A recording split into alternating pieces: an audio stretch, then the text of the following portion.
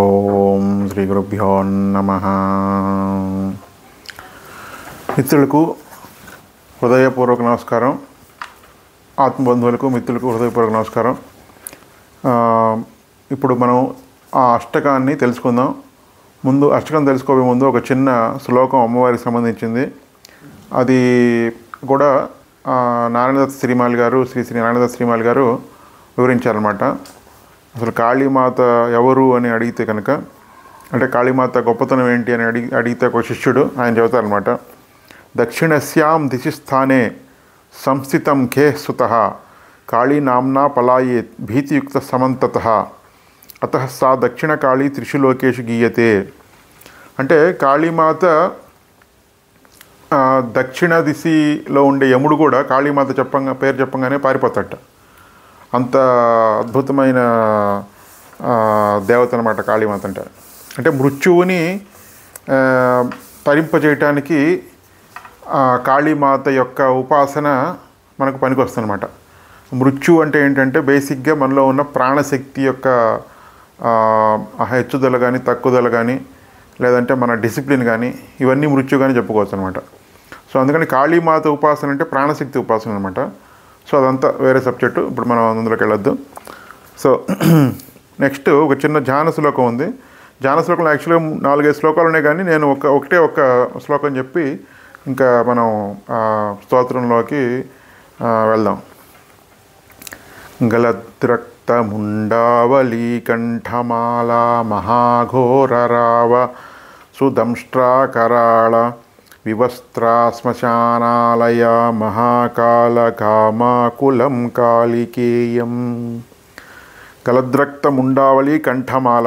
ఇప్పుడు యాక్చువల్గా అమ్మవారి యొక్క మెడలో కంఠం ఎందు ఒక ముండమాల ఉంటుందన్నమాట, పుర్రెల దండ ఉంటుందన్నమాట. పుర్రెల దండ అంటే లేదంటే కట్ అయిన తలలు వేసుకొని ఉంటుందన్నమాట. ఆ తలలు ఎందుకు అట్లా, ఆ ముండమాల ఎందుకు ధరిస్తుంది అనే విషయాన్ని నేను రుద్రచండి వీడియోలో చెప్పాను. యాక్చువల్గా రుద్రచండి వీడియో 3లో ధ్యాన శ్లోకంలో చెప్పాను, వీలుంటే చూడండి. తర్వాత మహాఘోరరావ అంటే ఘోరమైన శబ్దం చేస్తూ ఉంటుందిట. సుదంష్ట్రా కరాళ, ఆ కోరలు కలిగి ఉంటుందిట. కరాళ అంటే భయంకరంగా ఉంటుందన్నమాట. వివస్త్ర అంటే దిగంబరంగా ఉంటుందని అర్థం అనమాట. అంటే ఆకాశతత్వం అంటే ఆకాశానికి ఏమి దానికి దిక్కులే ఉండవు అనమాట. ఆకాశానికి ఆకాశతత్వం అంటే ఇక్కడ మనకు కుండలిని శక్తి ఆకాశతత్వంలోకి వెళ్ళినప్పుడు దానికి ఆ దిక్కులకు, ఆకాశానికి దిక్కులే ఉండవు కాబట్టి దిగంబరం అని చెబుతారు. ఆ అర్థంలో తీసుకోవాలి.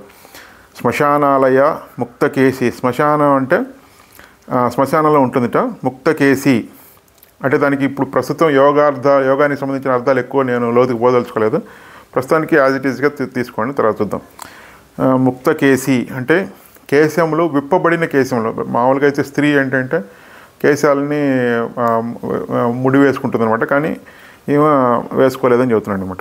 మహాకాల కామాకుల కాళికేయం, మహాకాలుడి యందు ఒక శృంగారానికి ఇష్టపడే ఒక స్థితిలో ఉన్నది అని చెబుతున్నాను అనమాట ఈ ధ్యాన శ్లోకం. సరే, అది అంటే మహాకాలుడు యొక్క తోటి శృంగారానికి ఇష్టపడటం అంటే కుండలిని శక్తి మనకు పైన సహస్రాలను టచ్ అయ్యి అక్కడ శివుడితోటి కలవటం అనమాట, అది దాని అర్థం. అంతేగాని వేరే రకంగా తీసుకోకూడదు. తర్వాత అంటే బేసిక్గా అమ్మవారు ఎలా ఉంటుందంటే ఇక్కడ ఫోటోలో చూపించినట్టు ఒక 2 వరదాభయ ముద్రలు, తర్వాత ముండమాల, నాలుక, వేలాడుతున్న నాలుక, తర్వాత లెఫ్ట్ సైడు టాప్లో ఖడ్గము, కింద తెగిన తలను పట్టుకొని ఉంటుందన్నమాట. అలా భావం చేయాలి. తర్వాత విరించాదిదేవస్త్రయస్త్రే గుణాస్త్రీం సమారాధ్య కాళీం ప్రధాన బభూవ అనాదిం సురాదిం భవాదిం మఖాదిం స్వరూపం త్వదీయం న విందంతి దేవాః. ఇది ఫస్ట్ శ్లోకం. ఈ ఫస్ట్ శ్లోకంలో ఏంటంటే విరించాది దేవస్త్రయస్త్రే గుణాస్త్రీం, ఈ ముగ్గురు విరించాది దేవ అంటే బ్రహ్మ విష్ణు మహేశ్వరులు, ఈ యొక్క ముగ్గురు కూడా నిన్ను ఆరాధించి గొప్పవాళ్ళు అయ్యారు. అందుకనే వాళ్ళు ప్రధాన దేవతలు అయ్యారు అనాదిగా సురులకు దేవతలకు సంతోషాలకి సృష్టికి నీవే మూలం, నీ రూపాన్నే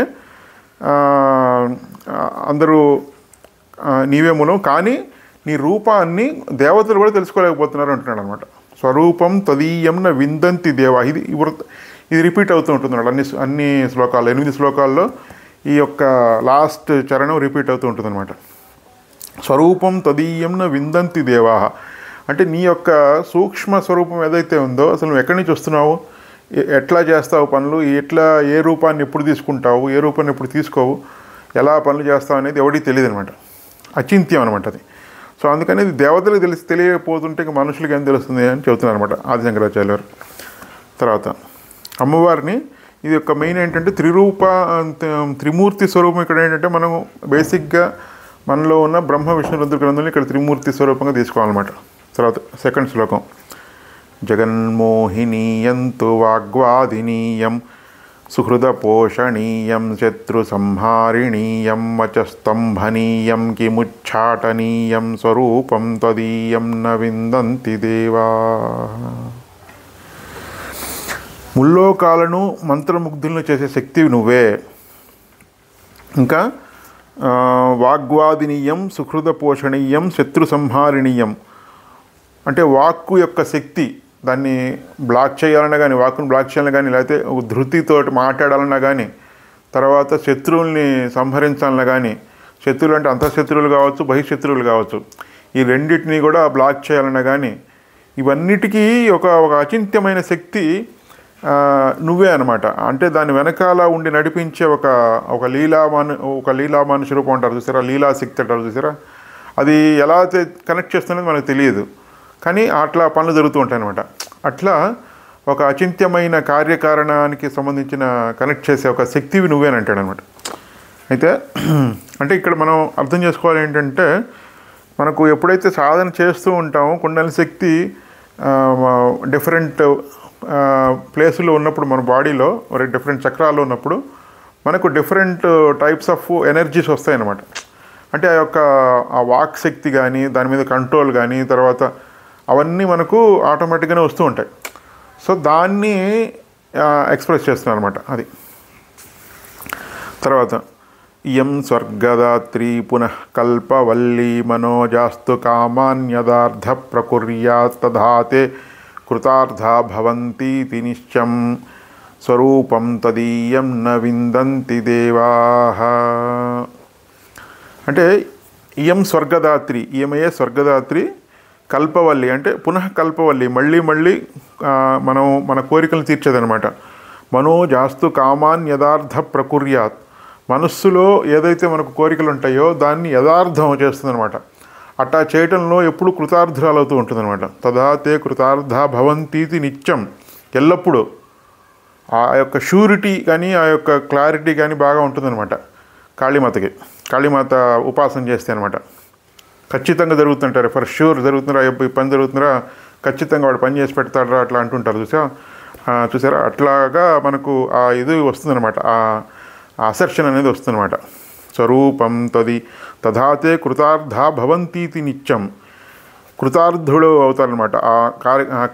ఏ కోరిక అయితే ఉందో దాన్ని మేనిఫెస్ట్ చేయడానికి ఎప్పుడు అమ్మవారు కృతార్థురాలు అవుతూ ఉంటుందన్నమాట. భవంతీతి నిత్యం, ఎప్పుడు ఏదో ఒకసారి నిన్న చేసాం కదా మళ్ళీ ఇప్పుడు నీ మొహం నాకు చూపించొద్దన్నట్టు కాకుండా ప్రతిసారి ఎప్పుడు వెళ్ళి అడిగినా కానీ ఆమె రెడీగా ఉంటుందన్నమాట మన పనులు చేసి పెట్టడానికి.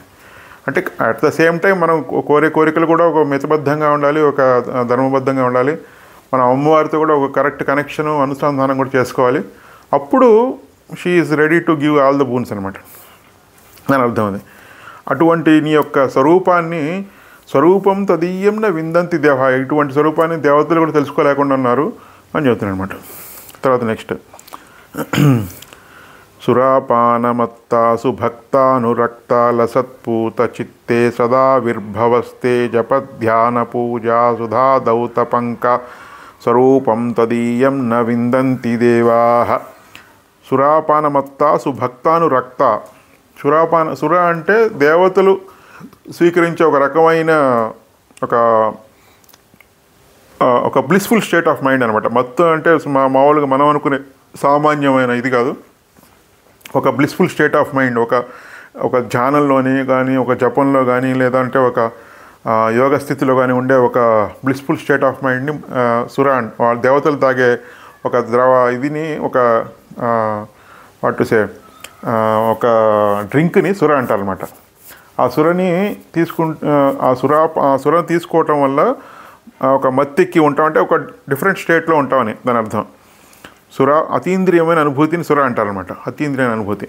సురాపానమత్త సుభక్తానురక్త. ఎవరైతే భక్తితో అమ్మవారిని సేవిస్తారో వాళ్ళ యందు అనురక్తి కలిగి ఉంటుంది. భక్తి సేవించడం అంటే కొద్దిగా కష్టం కలిగినా కానీ ఈ జపం చేస్తాను, కష్టం కలిగినా కానీ అనుష్ఠానం కంప్లీట్ చేస్తాను, కొద్దిగా పెయిన్ఫుల్గా ఉన్నా కానీ నేను ఈ యొక్క దీంట్లోంచి పక్కకి వెళ్ళను, డిస్టర్బ్ అవ్వను, డీవియేట్ అవ్వను అని ఎవరికైతే ఒక రిజాల్వ్ ఆఫ్ మైండ్ ఉంటుందో వాళ్ళ యందు అనురక్తి కలిగి ఉంటుంది అమ్మవారు. లసత్పూత చిత్తే సదావిర్భవస్తే జపధ్యాన పూజ సుధాధౌత పంక స్వరూపం తదీయం న విందంతి దేవాహ. అంటే ఎవరైతే పూతమైన చిత్తంతో స్వచ్ఛమైన మనసుతోటి తర్వాత జపము ధ్యానం చేస్తారో వాళ్ళ యొక్క హృదయంలో ఈ అమ్మవారు ఎప్పుడు నిలిచిపోయి ఉంటుందన్నమాట.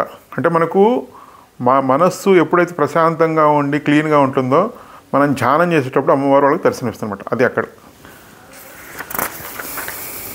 తర్వాత చిదానందకందం హసన్మందమందం శరచంద్రకోటి ప్రభాపుంజబింబం మునీనాం కవీనాం హృది ద్యోతయంతం స్వరూపం తదీయం న విందంతి దేవాహ.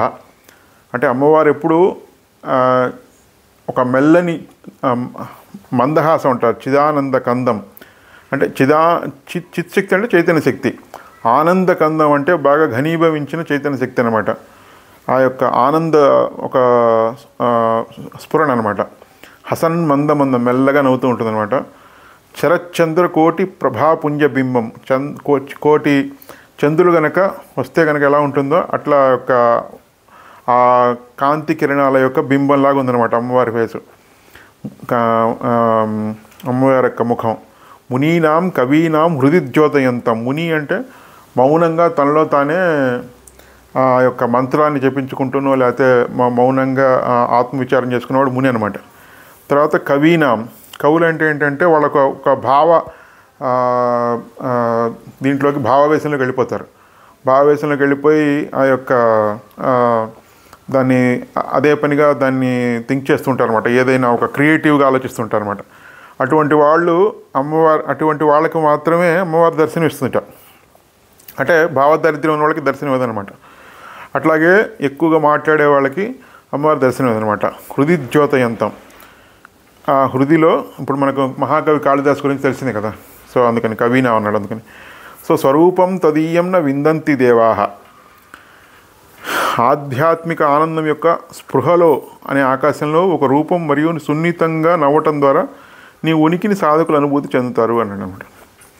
సరే, తర్వాత 6వ శ్లోకం.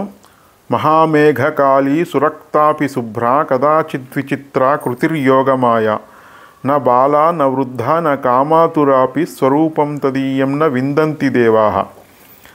మహామేఘకాళి అంటే మహామేఘంలాగా నల్లగా ఉన్నావు మరియు ముదురు ఎరుపు రంగులో ఉన్నావు అనమాట.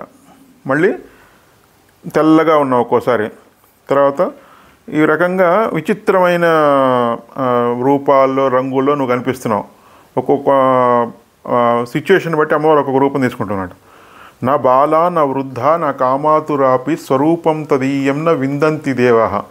కానీ నిజానికి చూస్తే నువ్వు బాల అంటే చిన్నపిల్లవి కాదు, నా వృద్ధ ముసలిదానివి కాదు, నా కామాతురాపి అంటే యవ్వనంలో ఉన్నదాన్ని కూడా కాదు. స్వరూపం తదీయం న విందంతి దేవాహ. ఇట్లా అంటే కంటెక్స్ట్ని బట్టి నువ్వు ఒక రూపం అస్యూమ్ చేసుకుంటున్నావు, దాన్ని మేనిఫెస్ట్ చేస్తున్నావు. అట్లాంటప్పుడు నీ యొక్క నిజమైన స్వరూపం ఏంటనేది ఎలా ఆలోచిస్తాను నేను అని ఆయన చెబుతున్నారు అనమాట. అది ఎవరికి నాకే సాధ్యం, దేవతలకు సాధ్యం కానప్పుడు నాకెలా సాధ్యం అవుతుందని ఆయన అమ్మవారి యొక్క గొప్పతనాన్ని పదే చెబుతున్నారు అనమాట. తర్వాత 7వ శ్లోకం. క్షమస్వాపరాధం మహాగుప్త భావం మయా లోక మధ్యే ప్రకాశీకృతం యత్ తవ ధ్యాన పూతేన చాపల్య భావాత్ స్వరూపం తదీయం న విందంతి దేవాహ. దయచేసి నా తప్పును క్షమించమ్మా. నీ గుప్తమైన స్వభావం ప్రపంచంలో నా ద్వారా బహిర్గతం చేయబడింది. నీపై ధ్యానం చేయటం ద్వారా నాలోని స్వచ్ఛమైన బాల్య స్వభావం ద్వారా ఇది బహిర్గతమైంది. నీ రూపమును దేవతలు సైతం తెలుసుకోలేకుండా ఉన్నారు. అంటే యాక్చువల్గా ఈ యొక్క ఏదైతే ఒక సీక్రెట్ ఉందో మహాగుప్త భావం, దీన్ని బయటికి చెప్పకూడదు. అంటే ఓన్లీ ఎవరైతే భక్తుడు ఉన్నారో లేకపోతే ఎవడైతే ఇంట్రెస్ట్గా ఉన్నాడో ఎవడో తాడుతూ ఉన్నాడో వాడికే చెప్పాలి. అలా కాకుండా నేను అవన్నీ చూసుకోకుండా నేను ధ్యానం చేస్తుంటే నీ యొక్క రూపం నాలో స్ఫురించింది, దాంతో ఎంతో సంతోషం కలిగి నేను బయటకు చెప్పేస్తున్నాను. అంటే I should not express it out side until unless I know the person and his interest. కానీ నేను అవన్నీ చూసుకోకుండా అలా బయటికి చెప్పేస్తున్నాను, పుస్తకాలు రాసేస్తున్నాను, తర్వాత అందరికీ చెప్పేస్తున్నాను. ఇది ఎంతవరకు సమంజసం, ఇది తప్పేమో, కానీ నేను చేస్తున్నాను. ఇట్లాంటి ఈ చాపల్యం, బాల్య చాపల్యం వల్ల ఇట్లాంటి ఏదైనా తప్పు పని చేస్తే without your permission if I'm doing something wrong నన్ను క్షమించమ్మా అని ఆయన అమ్మవారి యొక్క పాదాలని వేడుకుంటున్నారు అన్నమాట.